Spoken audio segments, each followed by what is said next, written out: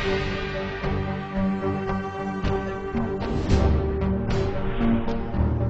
Bulletin sponsored by उत्तम Singh academy Rewa. नमस्कार, Vindhya times में आपका स्वागत है और आपके साथ मैं श्रेया हाजिर हैं आज की विंध्य की चुनिंदा खबरों के साथ।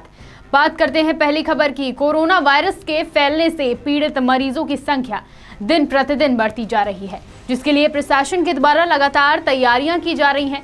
आज रीवा जिला चिकित्सालय में व्यवस्थाओं का जायजा लेने के लिए संभाग के डीआईजी पहुंचे, जिनके द्वारा पूरे अस्पताल का निरीक्षण किया गया। इस दौरान अस्पताल में कुछ कमियां भी मिली, जिनके संबंध में अस्पताल प्रशासन व सीएमएचओ से जानकारी ली गई, जिस पर सीएमएचओ ने कहा कि वायरस से संक्रमित जो भी संदिग्ध मरीज यहां पहुंचते हैं, उनका सैंपल लेकर जबलपुर भेजा जाता है, जिसकी रिपोर्ट 24 घंटे के बाद ही आती है। इसके अलावा मेडिकल कॉलेज भी है, जहां संजय गांधी में भी अस्पताल के 3 और 4 नंबर के फ्लोर खाली करवाकर वहां भी व्यवस्था बनाई जाएगी।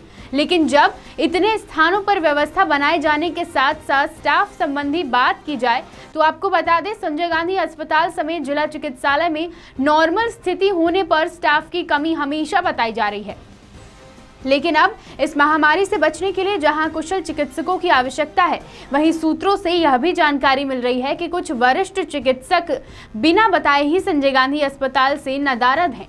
हालांकि यह भी कहना सही नहीं होगा, क्योंकि एक डॉक्टर ही है जो लोगों का इलाज अपनी जान की परवाह किए बिना कर रहे हैं। पूरी दुनिया में महामारी कोरोना वायरस फैली हुई, इसको लेकर लगातार शासन प्रशासन स्तर पर प्रयास किए जा रहे हैं। आप इंस्पेक्शन करने आए हैं हॉस्पिटल में, क्या चीज़ें देखने को मिली, क्या व्यवस्था बना रहे हैं? देखिए, चूँकि हम लोग ये मान के चल रहे हैं कि अभी तो कुछ नहीं, लेकिन संभावनाओं से इनकार नहीं किया सकता है, तो उसके हिसाब से जो प्रिपरेशन की है मेडिकल की जो है ट्रीटमेंट के लिए और डॉक्टर साहब लोगों ने, और जो और भी क्या अरेंजमेंट है उसको एक बार हम एक तरह से इंस्पेक्टर का देखना चाहते हैं कि कहीं हमारी सजेशन की ज़रूरत है। तो कुछ जगह हमको लगा कि थोड़ा सा और सोशल डिस्टेंसिंग के हिसाब से थोड़ा और डिस्टेंस होना चाहिए, तो मैंने अभी बातचीत करके उसको हम लोगों ने तय कर लिया है। और फिलहाल अभी तो जितने लोग बाहर से आ रहे हैं उनकी स्क्रीनिंग हो रही है, और स्क्रीन होकर जो ज़रूरत के हिसाब से वो अपने टेस्ट के लिए भेज रहे हैं। फिलहाल अभी तो टोटली कंट्रोल सिस्टम है, और आगे जो भी होगा तो हम लोग उस हिसाब से प्लान करेंगे। जिस तरह से WHO और जो भी गाइडलाइन है गवर्नमेंट की, उनको लेकर किस तरह की व्यवस्थाएं हैं, क्या है? देखिए, WHO के गाइडलाइन के हिसाब से तो निरीक्षण करने डीआईजी साहब भी आए हैं, कई कमियां देखी गई यहाँ हॉस्पिटल में, सोशल डिस्टेंसिंग और बहुत सारी ऐसी दिक्कतें हैं। उनको लेकर अभी तक कोई ऐसी तैयारी नहीं हो पा रही है। अचानक से कोई ऐसी बात आएगी तो कैसे संभाल पाएँ? नहीं, ऐसा कहना सही नहीं है कि तैयारी नहीं है, तैयारी पूरी है। सबके एडवाइस का स्वागत रहता है, और जो भी एडवाइस मिलेगी हमारे वरिष्ठ अधिकारियों से, पुलिस विभाग से, उसके लिए हम पूरी कोशिश करेंगे कि उनकी एडवाइस को हम उसको मान्य करते हुए जो भी कहीं सुझाव है उसको पूरा करें। सुझाव लेना कोई कभी भी गलत नहीं होता, और हमने जो भी सुझाव आएंगे हमारे वरिष्ठ अधिकारियों से हम उसको मानेंगे। रही बात जगह की थी कि थोड़ा सा किसी में कम लगता है, किसी में और उसको बिस्तर हटाए जा सकते हैं, तो हमारे पास जगह है, हम उसको पूरा कर लेंगे। कि अभी हमने लगभग 7 सैंपल लिए हैं और 7 हमारे निगेटिव हैं। हम पूरी कोशिश करें कि सैंपल हम ज़्यादा से ज़्यादा ले सकें, ताकि जब हम सैंपल लेंगे तभी उसमें पॉजिटिविटी बढ़ेगी। सैंपल बिल्कुल भी कहीं भी थोड़ा सा भी सस्पेक्ट है, हम उसका लेते हैं, तत्काल जबलपुर भेजते हैं, और जबलपुर से हमको 24 घंटे के अंदर रिपोर्ट भी मिल जाती है। क्या व्यवस्थाएं हैं उसके अलावा सर, जैसे वार्ड की और वेंटिलेटर और इस तरह क्या क्या सुविधाएं हैं आपके पास? हमारे पास जितना हमारे जिला अस्पताल में मात्र 1 वेंटिलेटर है, अभी तो उसी के 2 वेंटिलेटर्स के लिए गवर्नमेंट ने बजट दिया हुआ, हमने मांगा है, पर उसमें अभी समय लग सकता है। और मुख्य व्यवस्था ट्रीटमेंट की, हम केवल प्री ट्रीटमेंट का जो ज़रूरतें रहती है उसको पूरा करते हैं। पेशेंट कोई भी आए, सस्पेक्ट है, उसका सैंपल लें, उसको एडमिट करें, जब तक रिपोर्ट नहीं आती तब तक उसको देखते हैं। उसके बाद भी यदि रिपोर्ट आ जाएगी। और मौजूदा समय में देश कोरोना जैसे वैश्विक महामारी से लड़ने में लगा हुआ है, जिससे काफी लोगों को परेशानियों का सामना करना पड़ रहा है।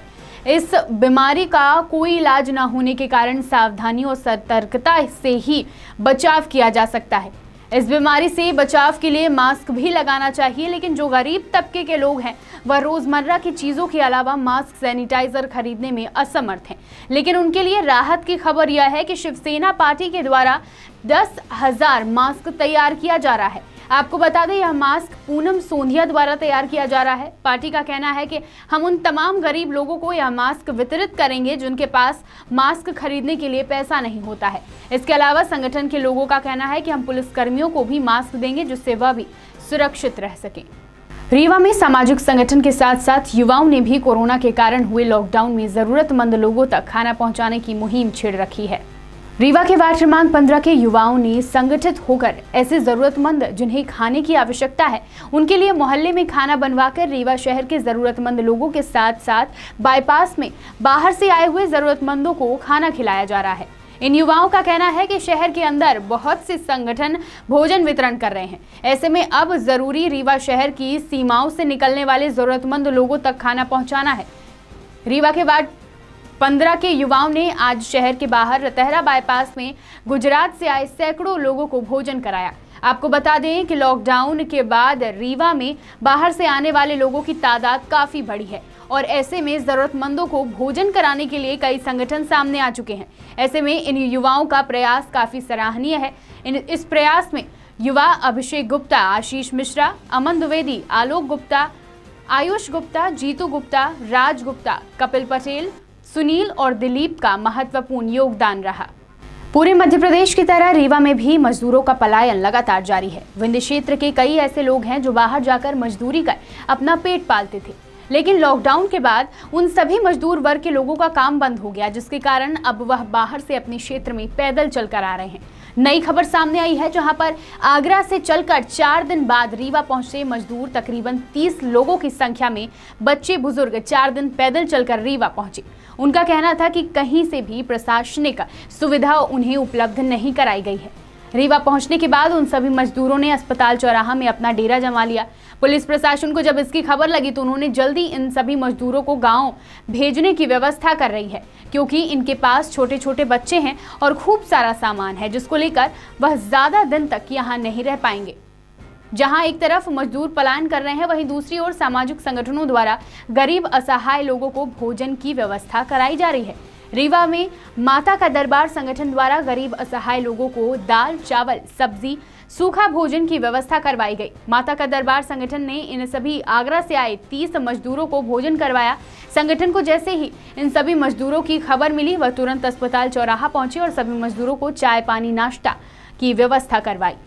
जो आपके सामने एक फोटो इधर की दिखाएं आप, है ना, ये लोग जो आगरा से आए हुए हैं और सबसे बड़े आज का ये समय चल रहा है, हम लोग शुक्रगुजार हैं माता के दरबार में जो ग्रुप चल रहा है, ये लोग बहुत सहयोग कर रहे हैं, है ना, क्योंकि क्या है, इनकी परिस्थितियाँ केवल ये लोग समझ सकते हैं। आगरा से चल रहा, हम लोग जो है 5 किलोमीटर चलने में हमारी हालत ख़राब हो जाती है, ये लोग आगरा चल के आ रहे हैं, इनकी क्या हालत होती है। ऐसे समय में ये माता के दरबार से जो ग्रुप है, इनका बहुत बढ़िया सहयोग है। एज ए टाइम जो है चाय नाश्ता भी मेरे सामने दिया गया है और खाने की व्यवस्था भी इनके अभी तैयार है, लगभग 1 आध घंटे में देने की तैयारी चल रही है। तो ऐसा ग्रुप जो काम कर रहा है, हम तो पुलिस तो अपना काम कर ही रही है जो हमारा हो रहा है, बाकी जो खाने की व्यवस्था जो ग्रुप के द्वारा किया जा रहा है, इनका सबसे बड़ा काम ये है कि लोगों को ढूंढ के कहाँ बैठे हुए ये हमें पता नहीं था, इन लोगों ने हमें सूचना दी कि सर यहाँ फला जगह लोग बैठे हुए हैं। हम वहाँ से आज देखे तो बाकायदा इन्होंने पानी के सैनिटाइजर से हाथ धुलवाया इनको, है ना। उसके बाद जो है इनका हाथ पुछवाने के बाद ब्रेड, बिस्किट और चाय की व्यवस्था की और लोग बहुत खुश हैं ये लोग, है ना। इनको घर जाने की व्यवस्था, इनके घर जाने की व्यवस्था भी लगभग बस की जा रही है। अगर होता है तो नहीं तो फिर हम लोग एक पास खाने जारी करके और वहाँ भिजवा छोटे बड़े मिला के। कौन सा संगठन है? हमारा संगठन माता का दरबार सांस्कृतिक सामाजिक सेवा समिति खन्ना चौक रीवा। आप लोग यहाँ सामान बांट रहे हैं, क्या क्या सामान दे रहे हैं? हम लोग के ये पैकेट बने हैं, इसमें आटा, दाल, चावल, नमक, सब्जी के पैकेट बनाकर हम लोग बांट रहे हैं। अभी तक कितने पैकेट बांटे आप? अभी हम लोगों ने 150 के लगभग 200 पैकेट बांटे हैं और अभी आगे भी हम लोगों की ये 14 दिनों का जो लॉकडाउन है, तो हम लोगों को 14 दिनों तक बांटने की व्यवस्था हम लोगों ने कर रखी है। उसमें कुछ सब्जी भी है? सब्जी भी है, भाटा है, गोभी है, जो टिकाऊ सब्जियां हैं कुछ दिन तक जो चल सके, हम लोग वो सब्जियां दे रहे हैं। और हम लोग सूखा आइटम बांट रहे हैं कि जिसको जब रिक्वायरमेंट होगी तो वो अपने हिसाब से खाना बना लेगा। और अभी हमें आप ही लोगों के माध्यम से सूचना मिली थी कि इस जगह पर, मतलब प्रयाग न्यूज़ के माध्यम से रोहित भैया जी ने बताया था कि इस मोहल्ले में अभी कोई भी सेवा नहीं पहुंची है किसी की भी, तो वार्ड 16 में। तो हम लोगों ने यहाँ पहुंचकर मतलब इनको खाने की सामग्री उपलब्ध कराई। देश भर में लॉकडाउन इसलिए कराया जा रहा था ताकि सभी घर में रहें और देश भर में फैली महामारी से लड़ सकें। लेकिन इस 21 दिन के लॉकडाउन के बाद जो स्थिति दिख रही है वो है उन सामाजिक असहाय लोगों की है जिनके पास अब काम नहीं रहा, इसलिए वह वापस अपने घर पलायन कर रहे हैं। लेकिन एक अच्छी चीज यह निकलकर सामने आई कि तमाम सामाजिक संगठनों ने उन सभी मजदूर वर्ग के लोगों को भोजन मुहैया कराया जा रहा है। जो नई तस्वीर सामने आई है वह है ग्राम बड़ा कोठार बाईपास की, जहां भूखे जरूरतमंद लोगों को निःशुल्क भोजन कराया गया है। सामाजिक कार्यकर्ता बीके माला ने भी इनमें अपना योगदान दिया है, जिसमें उन तमाम पदयात्रियों को भोजन कराया गया जो दूर दराज से अपने घर के लिए निकले हैं। बड़ा कोठार व्यवस्था समिति द्वारा यह संकल्प लिया गया है कि वह उन सभी लोगों को भोजन कराया जाएगा जो विषम परिस्थितियों से गुजर रहे हैं। शहर भर के सामाजिक संगठन उन तमाम जरूरतमंद लोगों के लिए आगे आ रहे हैं जो भोजन की तलाश में इधर उधर भटक रहे हैं। इसी क्रम में रीवा जिला कराटे संघ से श्रीधर पांडे, स्वर्गीय अरविंद कैंसर वेलफेयर सोसाइटी से भारती शर्मा एवं मुस्लिम संघ से गुल मोहम्मद ने शहर के रेलवे स्टेशन, दुआरी मोड़, निपनिया, आयुर्वेदिक कॉलेज के पीछे एवं Ambedkar Nagar police control room के पास गरीब भूखे लोगों को भोजन कराया। बता दें, सभी सामाजिक संगठन सोशल डिस्टेंसिंग का पूरा ध्यान दे रहे हैं। सभी 1-1 मीटर की दूरी पर बैठकर ही लोगों का पेट भर रहे हैं। अब जरूरत है हमें खुद को सुरक्षित रखने की। पुलिस अधीक्षक आबिद खान, अतिरिक्त पुलिस अधीक्षक शिव कुमार वर्मा के मार्गदर्शन में एवं एसडीओपी सिरमौर पीएस परस्ते के नेतृत्व में आरोपियों की पतासाजी के लिए 2 टीमों का गठन किया गया, जिसमें एक टीम में थाना प्रभारी सिरमौर शैल यादव व दूसरी टीम में थाना प्रभारी सिमरिया गौरव नेमा को लगाया गया। उन्होंने थाना सिरमौर में दर्ज अपराध के आरोपी संजय यादव, प्रमोद यादव तथा अन्नू यादव तीनों को घटना कारित करने के 24 घंटे के अंदर गिरफ्तार कर लिया।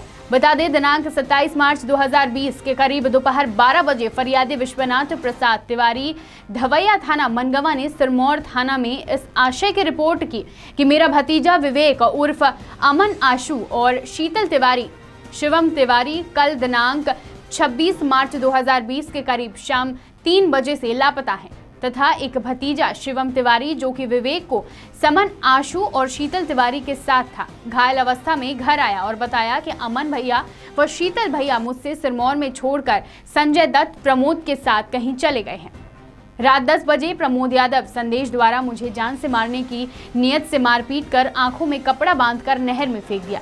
उक्त रिपोर्ट पर थाना में पंजीबद्ध किया गया।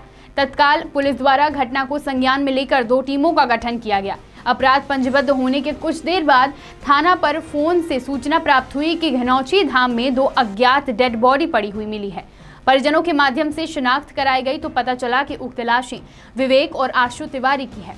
उक्त दोनों टीमों के माध्यम से घटना के संदेहियों को कस्टडी में लिया। पूछताछ की तो उन्होंने अपना जुर्म कबूला और बताया कि लूट के इरादे से हमने विवेक और आशु तथा शीतल को मारा है। घटना में प्रयुक्त औजार, एक देसी कट्टा तथा पत्थर, आरोपियों द्वारा लूटे गए मोबाइल एवं पैसे भी पुलिस ने जब्त कर लिए हैं तथा आरोपियों को गिरफ्तार कर माननीय न्यायालय में पेश किया गया है, जहां से आरोपियों को जेल भेज दिया जाएगा। सिरमौर से सुभाष मिश्रा की रिपोर्ट। नौरोजाबाद पुलिस के चेतावनी देने के बाद भी लोग मानने को तैयार नहीं है। मंडी और किराना की दुकानों में भगदड़ मची रहती है। पुलिस द्वारा लोगों को दूरियां बनाए रखने की बार-बार चेतावनी देने के बाद भी लोग नहीं मान रहे हैं। नगर के कुछ लोग किराना और मंडी जाने के बहाने 12 बजे से शाम 6 बजे तक घूमते रहते हैं। नौरोजाबाद की मुख्य colony, 5 number colony, Krishna colony, Munda Kholi, Bazarpura, people चौक और मोहल्ले में भी खेलकूद और लोग मीटिंग लगाकर रोज बैठते नजर आते हैं। पुलिस प्रशासन ने सख्ती दिखाते हुए नियम के उल्लंघन करने वाले ऐसे लोगों को चिन्हित कर उनके ऊपर उचित कार्रवाई करनी चाहिए। जिला कलेक्टर के द्वारा दिए गए आदेश का लोगों द्वारा गलत फायदा उठाया जा रहा है, इसलिए पुलिस द्वारा शाम 5 बजे से पहले ही दुकान और मंडी बंद कर लोगों को घर पे रहने का संदेश दिया है और ऐसा न करने पर उचित कार्यवाही करने के आदेश भी जारी किए हैं। नौरोजाबाद से संदीप तिवारी की रिपोर्ट। पूरे विश्व में कोरोना महामारी के रूप में फैल गया है। मैं पुलिस अधीक्षक उमरिया सचिन शर्मा आप सभी के लिए एक संदेश लेकर आया हूँ कि कैसे आप कोरोना से बच सकते हैं। सबसे पहली चीज़ जो समझने की है वो यही है कि बचाव इसका सबसे अच्छा उपाय है। बचाव के लिए हम लोगों को क्या करना होगा ये आपको समझना है। सबसे पहले किसी भी व्यक्ति के पास ना खड़े हों या उसके क्लोज कांटेक्ट में ना आए, चाहे वो हाथ मिलाना हो, चाहे उसके बगल में खड़े होकर सामान खरीदना हो, आपस में बातचीत करना हो, इसको पूरी तरीके से कुछ दिनों के लिए बचें। दूसरा है अपने चेहरे को, आँखों को या फिर मुंह को बार बार ना छुएं। ये संभावित है कि आप किसी ऐसी चीज़ के संपर्क में आए हो जहाँ पे ऐसा जो वायरस है वो कहीं रहा हो, और अगर आप इसको छूते हैं तो वो आपके शरीर के अंदर प्रवेश कर सकता है। तो अपने चेहरे को बिल्कुल ना छुएं। तीसरा सबसे मुख्य बिंदु है कि अपने घर पे ज़्यादा से ज़्यादा रहें। अगर कोई अति आवश्यक काम जैसे कि भोजन लेना हो, दवाई लेनी हो, तभी निकलें और मास्क पहन के निकलें। यदि ऐसा ना हो तो आप बच्चों को, बड़ों को मना करेंगे घर से निकलने के लिए, और ये कोशिश करेंगे एक परिवार से एक दिन में एक ही व्यक्ति जाके सारा सामान लेकर आ जाए। अगला बिंदु है कि अपनी घर की साफ सफाई करें, डिसइंफेक्ट करें। उसी तरीके से लगातार अपने हाथों को साबुन व सैनिटाइजर से धोते रहें। अगर स्वास्थ्य जरा सा भी खराब होता है, खासकर सांस लेने में दिक्कत आती है। नौरोजाबाद थाना प्रभारी राकेश उइके और उनके स्टाफ द्वारा एक पहल की शुरुआत की गई, जिसमें गरीबों को भोजन बांटा गया। ग्राम सस्तारा के पास कारगिल मोहल्ला है, जहां लोग झाड़ू बनाकर और बेचकर अपना जीवन यापन करते हैं। कई लोगों के द्वारा सूचना मिली कि यहां के लोगों के लिए भोजन व्यवस्था नहीं हो पा रही है, तो थाना प्रभारी और उनके स्टाफ के द्वारा भोजन बनवाकर वितरित किया गया। पुलिस की यह संवेदनशीलता देख कुछ लोगों की आंखों में आंसू आ गए। लोगों द्वारा बताया गया कि 2 दिल हैं, हम भूखे हैं, भोजन नहीं मिल रहा है। उनके रोजाना भोजन के लिए और भी सामाजिक संगठन बढ़ चढ़कर नौरोजाबाद में हिस्सा ले रहे हैं। नौरोजाबाद से संदीप तिवारी की रिपोर्ट। विंध्य की तमाम खबरों के लिए जुड़े रहिए विंध्या टाइम्स के साथ। बहुत बहुत धन्यवाद।